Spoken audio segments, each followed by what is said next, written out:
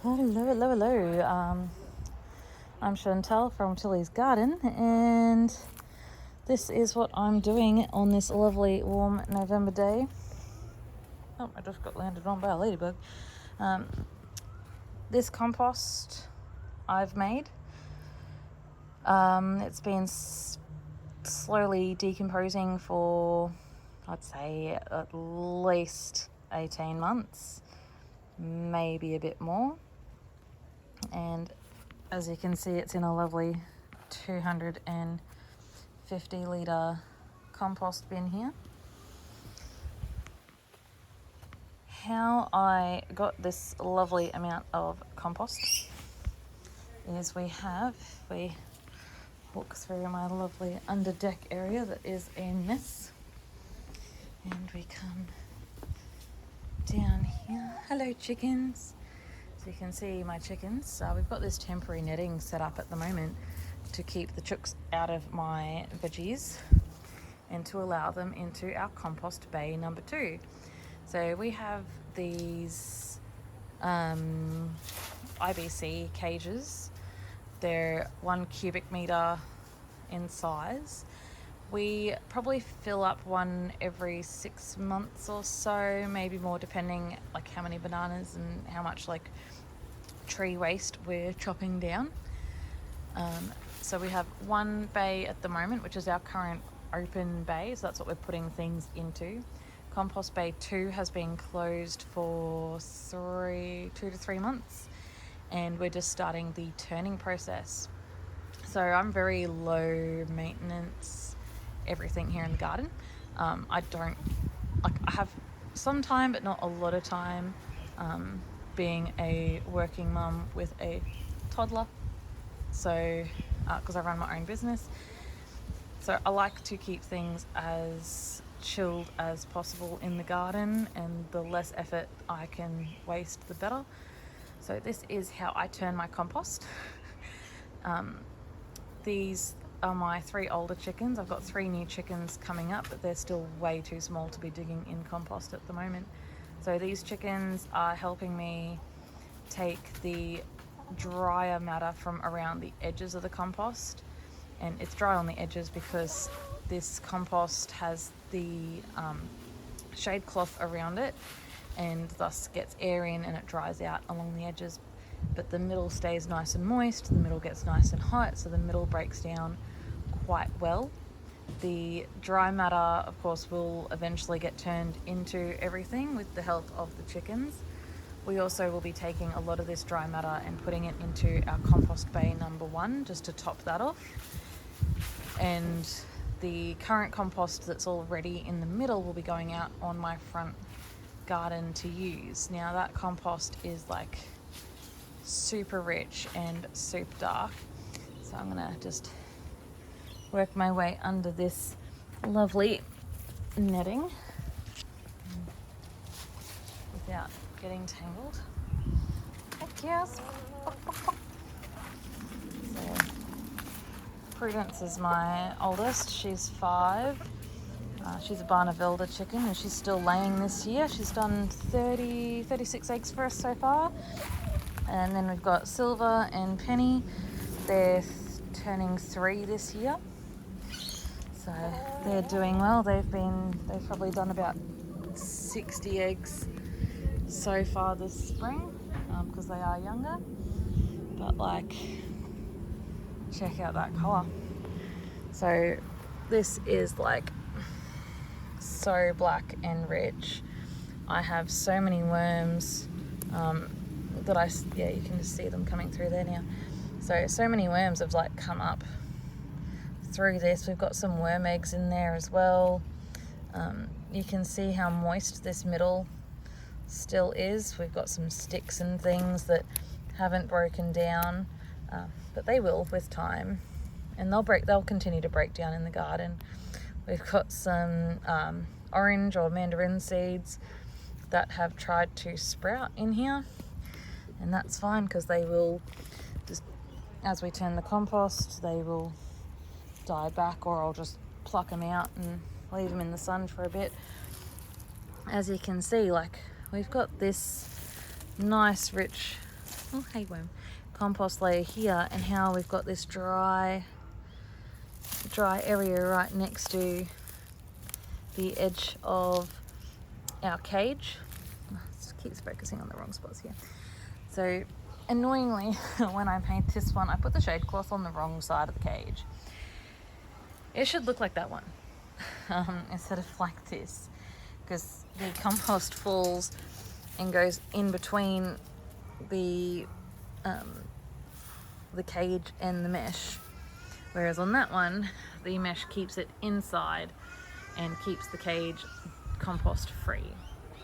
Obviously this was the first compost I ever made this way. I learned my lesson, did it that way.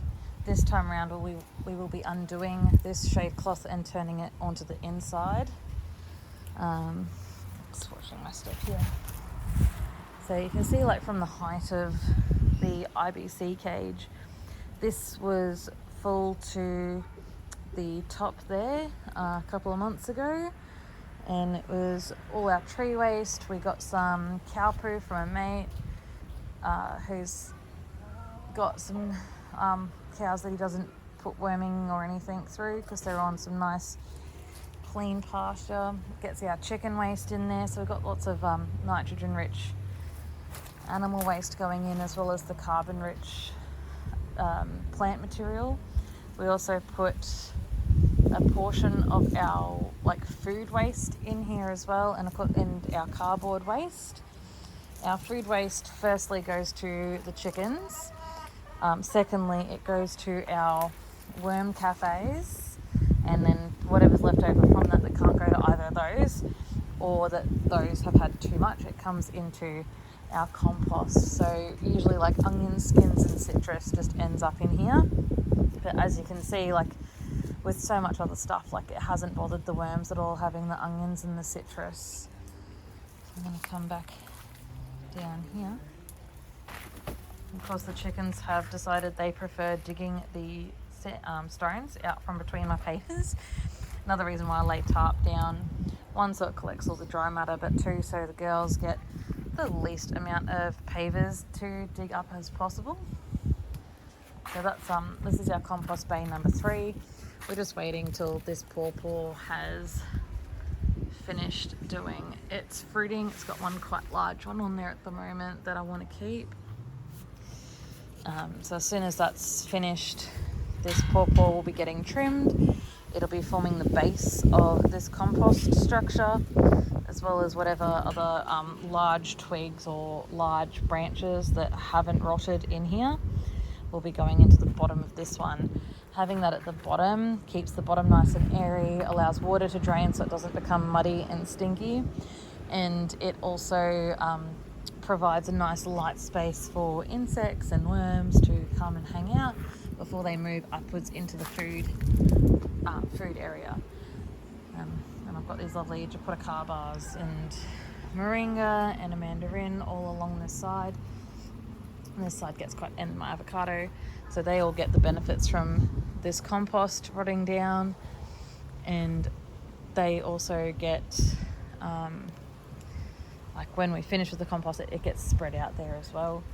So just coming along here, and I put those temporary nets up as well to stop the chooks getting into my food, because they would love to eat all of that. So I'm just going to come back under this net again. So this is our currently my junk spot, but this is our worm farms. We have 3 at the moment, but we could definitely up it to 4 or 5. Even though we're only a household of 2 adults and a child, we certainly do get enough waste in the garden to keep these worm farms up and running. We drill holes in the front to let the black soldier flies in so that our girls can get some protein from these farms as well. So as you can see, lots of lovely food going in the top there. Not much black soldier fly activity, probably because this bin is getting a bit hot in the sun, so we have the shade cloth over the top. No pretty, you're not getting any. She thinks she's getting black soldier flies. So I'm going to come back over here. So yeah, as you see, our cubic composts in bay number 1, we did have a full cubic load that rotted down, and once it had finished the process of the chickens turning it over, we placed all of that extra waste into this compost bin, and it filled it completely with a little bit left over that we used to top up the soil level just against this wall. It's then probably compressed down to about here, so not quite halfway. While it was decompressing, while it was further rotting down, I topped it with our chicken pen waste, which was hemp bedding and of course like a ton of chicken poo. I also topped it probably 8 weeks ago, so 2 months ago. I topped it with one of the trays out of our worm farms. I topped this with 1 tray's worth of worm castings, and that is either the reason why we've got a ton of worms in here, or they've just come up from the ground. But this lovely mix here with all of that wormy goodness is what I'm currently putting into my sweet potato bags. So I had sweet potatoes growing here in May. I kind of forgot how long they'd been in, and I thought it was time to dig them up, but I was mistaken. I only got 5, 1 good size one, 5 like medium size ones, and a couple that were like too tiny to do anything with except for plant again. Before I did pull them up, I did take some sweet potato slips off, and I have them planted, so I'm not without sweet potato, I'm just back at square one. Also, I found when I was digging through this, I used seed raising mix because that's what I had on hand, and also I know it's quite small particles and it's free from stones and other things, but the sand makes it really heavy and made it quite compact. So while I was digging out the sweet potato, I found it really hard to dig through this heavier sandy stuff. So I'm adding, as you can see under here with the lovely worms coming through it, I'm adding in 50% compost into this sand mix. I'm just exterminating these pumpkin seedlings because I don't want pumpkin growing in with my sweet potato. So about every 3 to 5 centimeters, I'm adding a layer of compost, then a layer of the sand, then a layer of compost. Hopefully this will give the sweet potato enough room and soft soil to grow in. I also have that that grow bag over there to do as well. The reason I'm using bags is they were a fifth of the cost, maybe even cheaper, an eighth of the cost of an equivalent pot that would be this size. These are 200 litre squat grow bags. Unfortunately, it does mean they are plastic, but I can't have a completely plastic free garden. It's just not viable cost wise for us to do so.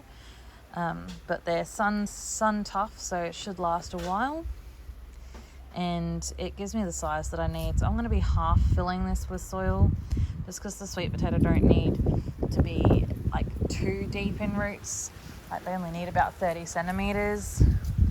And I'm also going to make sure that my top layer is just compost as well that I'll be planting into, and then I'm going to use some of this dry matter here and some of my freshly done apple leaves as a mulch layer on top, just to help it keep the moisture, because being that it's in a grow bag, it's going to lose moisture quicker than if it was in a pot, or definitely in the ground. The ground would be able to keep a lot more moisture. As you can see from the light shining on this. Like, we're facing east at the moment, so we've got that lovely western sun shining on the chook pen. There's my girls. So this lovely western sun will provide a nice growing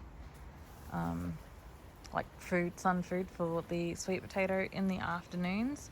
The sweet potato growing up the side of the chook pen will provide the chooks with some nice shade and also some nice green forage, because they'll be able to peck that through their pen. I'm not worried about my fruit trees. Just block you from the sun there. Not worried about my fruit trees blocking out the sun. There you go. I've trimmed some of them back, but also the angle that this sun is at, it's coming like straight in and getting onto this grow bag here. The only one that I'll possibly be concerned about is this grow bag when I place it in here, as I've noticed this spot doesn't seem to get a lot of sunlight, particularly in the late afternoon. It does get a fair bit of midday sun, and it particularly will once I trim that mango back after it's finished fruiting. So excited I have fruit this year. And one other place I could put it is like here and have it grow across, but I just don't want it to take over this orange tree. I'd rather it avoid that, but I could definitely put it here and have it grow across this fence, because that's also part of the chicken run. They get to run all the way down that side there, so I could definitely put it there, but I think I'm just going to think on that for a while. I'm going to get this compost done. Because we're only half filling the bags this time instead of filling them all the way, there is certainly my partner and I can certainly lift that and relocate it. So I just got, I think, one more layer of compost and then finish off the sandy mix in that bucket and then top it off with compost, and I'll be able to put my sweet potato slips in there today. So that is it for the beginning of November. Once I start moving that compost out there that the chickens are turning over, I'll share with you the next step that I'm doing out the front, which is just topping up the garden space. But I'm always erratic with when videos come out, because it just depends when I have the time and the availability in my busy schedule to do these.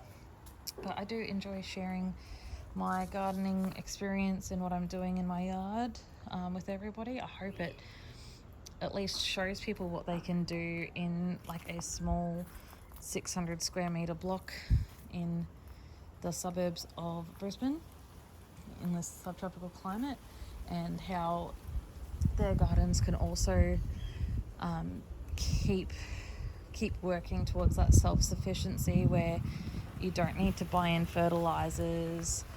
You can make everything from scratch on your own property and use resources that you have on your property to their fullest potential. And it also eliminates the amount of waste going to our landfills and everything. And of course, feeding the family from your own yard, you get to enjoy beautiful fresh produce. It hasn't, my stuff, I don't spray my stuff at all, so I know it's 100% completely spray free.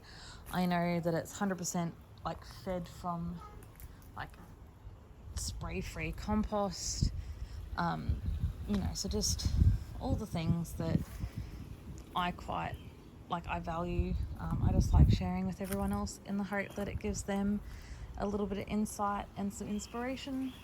So hopefully that little compost video has given you some inspiration and helped you work out, if you're planning to do something in a similar space to mine, that sort of the time frame, and also how easy it is, because particularly if you have chooks to turn the compost for you, to get beautiful rich compost like that's going to feed your plants.